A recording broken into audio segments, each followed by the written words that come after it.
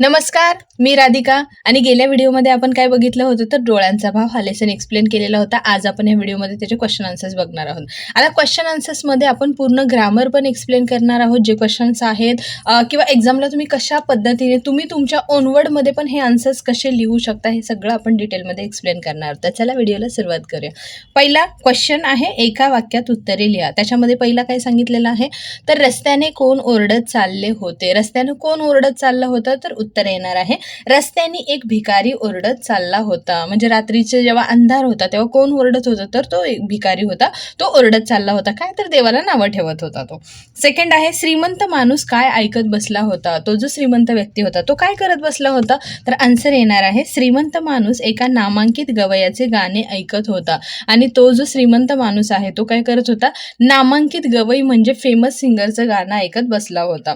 Third आहे, श्रीमंत माणूस भिकाऱ्याकडे प्रथम कशाची मागणी करतो. तो जो श्रीमंत माणूस असतो तो भिकाऱ्याकडे पहिल्यांदा काय मागतो, प्रथम म्हणजे फर्स्ट टाइम काय मागतो तर उत्तर येणार आहे श्रीमंत माणूस भिकाऱ्याकडे प्रथम त्याचा एक डोळा मागतो. मग पहिल्यांदा तो काय मागतो श्रीमंत माणूस या भिकाऱ्याला, तो बोलतो मी तुला पैसे द्यायला तयार आहे पण तू मला काय दे तर तुझा एक डोळा दे. त्यानंतर फोर्थ नंबर आहे, एका डोळ्याची किंमत किती होती. आता एका डोळ्याची किंमत किती सांगितली, लास्ट मोमेंटला कितीपर्यंत पोहोचली, पहिले 100 झाले, पुन्हा 1000 झाले, पुन्हा 10,000 झाले आणि शेवटपर्यंत त्याची किंमत किती पोहोचली तर एका डोळ्याची किंमत 1,00,000 रुपये होती. लास्ट मोमेंटला तो तयार झाला ना 1,00,000 रुपये द्यायला, म्हणून एका डोळ्याची किंमत किती ठरली गेली होती तर 1,00,000 म्हणजे 1,00,000 रुपीज. त्याच्यानंतर फिफ्थ नंबर आहे, आपला देह कसा आहे. आपला देह म्हणजे आपलं जे शरीर आहे, आपली जी बॉडी आहे ही कशी आहे. उत्तर येणार आहे आपला देह अनमोल म्हणजेच काय तर मौल्यवान धडधाकट. म्हणजे आपलं जे शरीर आहे हेच आपलं काय आहे तर सर्वश्रेष्ठ किंवा आपलं शरीरच आपलं सगळं काही आहे. सो अशा प्रकारे याचे आन्सर्स द्यायचे आहेत. त्याच्यानंतर आहे योग्य जोड्या जुळवा. नामांकितचं काय येणार आहे गवई म्हणजेच फेमस सिंगर. धट्टकट्ट देह म्हणजे हेल्दी बॉडी. श्रीमंत माणूस जो रिच पर्सन होता. ओरड खोटी, त्याचं जे ओरडणं होतं विनाकारण, देवा तू मला घर नाही दिलं, चांगले कपडे नाही दिले, हे नाही ते नाही, हे काय होतं तर त्याची जे ओरडणं होतं हे काय होतं तर खोटं होतं. आणि त्याच्यानंतर येणार आहे अनमोल शरीर. हे शरीर कसं होतं तर अनमोल म्हणजेच खूप मौल्यवान, खूप व्हॅल्युएबल हे आपली बॉडी आपलं शरीर आहे. त्यानंतर आहे रिकाम्या जागा भरा. देवा तू माझ्यावर खूप डॅश डॅश आहेस. तर देवा तू माझ्यावर काय केलेस, खूप अन्याय केला आहे. सो फिल इन द ब्लँक्समध्ये काय येणार आहे अन्याय केला आहे. सेकंड आहे, तो डॅश डॅश गाणे ऐकत बसला होता. तो कोणाचं गाणं ऐकत बसला होता तर नामांकित गवया म्हणजे फेमस सिंगरचं. नंतर थर्ड आहे, श्रीमंताने विचारले डॅश डॅश आहे का, म्हणजे तुला पैशांची गरज आहे का, तुला पैसे हवे आहेत का, असं श्रीमंत व्यक्ती त्याला भिकाऱ्याला विचारतो. मला तुझा डॅश डॅश पाहिजे, मला तुझं काय हवंय तर एक डोळा. भिकाऱ्याला डॅश डॅश जमेना. तर काय जमेना भिकाऱ्याला, हिशेब, जे पैसे होत होते डोळ्याचे किंवा पूर्ण शरीराची जो ती किंमत करत होता त्याचा त्याला हिशेब जमेना. त्यानंतर आहे थोडक्यात उत्तरे लिहा. थोडेसे मोठे आन्सर्स लिहायचे आहेत. भिकारी रस्त्याने का ओरडत चालला होता. तो भिकारी का ओरडत होता रस्त्याने तर उत्तर काय येणार आहे देवाने आपल्याला राहायला घर, अंगावर घालायला चांगले कपडे व पुरेसे खायला प्यायला दिले नाही. आपल्यावर खूप अन्याय केला आहे असे म्हणून आपल्या गरिबीची तक्रार करत भिकारी देवाला दोष देत रस्त्याने ओरडत चालला होता. मग तो भिकारी का ओरडत होता तर तो देवाला काय म्हणत होता की देवा तू मला राहायला घर पण नाही दिलंस, अंगावर घालायला चांगले कपडे पण नाही दिलेलेस, त्याच्यानंतर पुरेसं खायला प्यायला पण म्हणजे चांगलं जेवण नाही, चांगलं राहणं नाही, खाणं नाही, कपडे नाही. मग हे काय आहे तर माझ्यावरती केलेला तू खूप मोठा अन्याय आहे. म्हणून तो आपल्या गरिबीची तक्रार म्हणजे मला कसं तू गरीब ठेवलं, बाकीच्यांना कसं श्रीमंत केलंस, म्हणून तो काय करत होता देवाकडे कंप्लेंट करत होता आणि देवाला दोष देत होता. आणि असं म्हणून तो रस्त्यावरनं ओरडत चालला होता. त्याच्यानंतर सेकंड आहे भिकारी का घाबरला. मग त्या भिकाऱ्याला जेव्हा श्रीमंत व्यक्ती बोलवतो तेव्हा तो भिकारी का घाबरतो तर उत्तर येणार आहे श्रीमंत माणसाने आपल्या नोकराकरवी भिकाऱ्याला वर बोलवले. मग तो वरती होता, त्याने त्याची ओरड ऐकली, त्या भिकाऱ्याचं जे ओरडणं आहे तो श्रीमंत व्यक्ती ऐकतो आणि बोलतो की त्याच्या नोकराला सांगतो की जा खाली जा आणि त्या भिकाऱ्याला वरती बोलव म्हणून. असे मोठ्या घरातून बोलवणे त्याला कधी आले नव्हते. मग असं कधी मोठ्या घरातनं त्याला कधीच बोलवलं गेलं नव्हतं. आपल्या ओरडण्याने त्यांना राग आला असेल व हळू ओरड अशी ताकीद मिळेल असे वाटून भिकारी घाबरला. मग भिकाऱ्याला काय वाटलं की कदाचित मी जे ओरडतोय त्याच्यामुळे त्या लोकांना त्रास झाला असेल आणि त्याला असं वाटतं की हे एखाद्या अधिकाऱ्याचं किंवा ऑफिसरचं घर असेल आणि माझ्या ओरडण्यामुळे त्यांना त्रास झाला असेल आणि ते मला काय करतील तर ताकीद देतील, म्हणजेच काय तर धमकी देतील की असं परत ओरडायचं नाही किंवा हळू आवाजात ओरड म्हणून. असं वाटून भिकाऱ्याला काय वाटलं तर भीती वाटली, म्हणजेच तो घाबरला. थर्ड आहे, श्रीमंताने भिकाऱ्याजवळ पैशाच्या बदल्यात काय मागितले. जर श्रीमंत व्यक्ती होता तो भिकाऱ्याला काय म्हणाला, मी तुला पैसे द्यायला तयार आहे पण त्याच्या बदल्यात तू मला काय दे. तर उत्तर येणार आहे, श्रीमंताने भिकाऱ्याजवळ पैशांच्या बदल्यात त्याचा एक डोळा मागितला. मग तो श्रीमंत व्यक्ती काय बोलतो की मी तुला पैसे द्यायला तयार आहे पण त्याच्या बदल्यात तू मला काय दे तर एक तुझा डोळा दे. त्याच्यानंतर फोर्थ आहे, भिकारी मनोमन का गोंधळत होता. मग भिकारी कन्फ्यूज का झाला होता. तर उत्तर आहे, श्रीमंत माणूस डोळ्याच्या बदल्यात किती पैसे देईल याचा भिकाऱ्याला अंदाज येत नव्हता.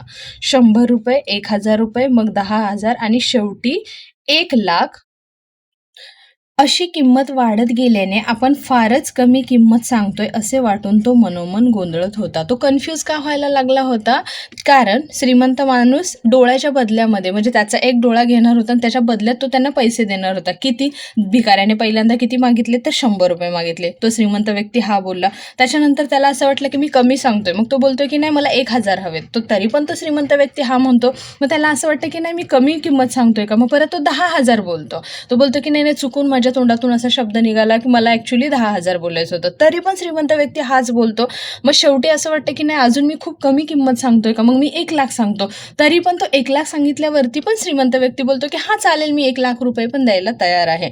मग अशी जी किंमत आहे ती डोळ्याची वाढत वाढत वाढत जाते. तरी पण तो श्रीमंत व्यक्ती कसा काय लगेच तयार होतो आणि हे सगळं हे करून मग त्याला तो पूर्ण बॉडीचा हिशेब लावायला लागतो की तो बोलतो की जर एका डोळ्याची किंमत 1,00,000 रुपये असेल तर पूर्ण बॉडीची किंमत किती असेल. मग तो असं सगळं ते जी काउंटिंग आहे ती त्याच्या डोक्यात चालू होते आणि मग तो काय होतो तर कन्फ्यूज होऊन जातो. अशा प्रकारे ह्याचं उत्तर लिहायचं आहे. त्याच्यानंतर आहे 5th नंबरचा क्वेश्चन, भिकाऱ्याच्या मनात कोणता विचार आला. सो ह्याचा आन्सर आपण नेक्स्ट पेजवरती लिहिलेला आहे. जेव्हा त्याच्या डोळ्याची किंमत वाढत गेली तेव्हा त्याच्या मनामध्ये वेगवेगळे विचार यायला लागले. तर विचार काय आले होते, एका डोळ्याची किंमत 1,00,000 रुपये असेल तर 2 डोळे म्हणजे 2,00,000 रुपये. आता जर समजा एक डोळा 1,00,000ला असेल तर दुसरा डोळा 1,00,000ला म्हणजे झाले 2,00,000 रुपये. 2 कान 4,00,000 रुपये म्हणजे डोळे आणि कान मिळून झाले 4,00,000. एक नाक आणखी 1,00,000 आणि एका नाकाचे 1,00,000 रुपये होणार. मग डोळे, कान, नाक, हात, पाय या सगळ्या शरीराची किती किंमत असेल. मग तो काउंटिंग करायला लागला की नाकाची, डोळ्याची सगळ्यांची मिळून किती किंमत होणार आहे आणि त्याच्यामध्ये हात पाय जर जॉईंट केले तर अजून खूप किंमत होईल.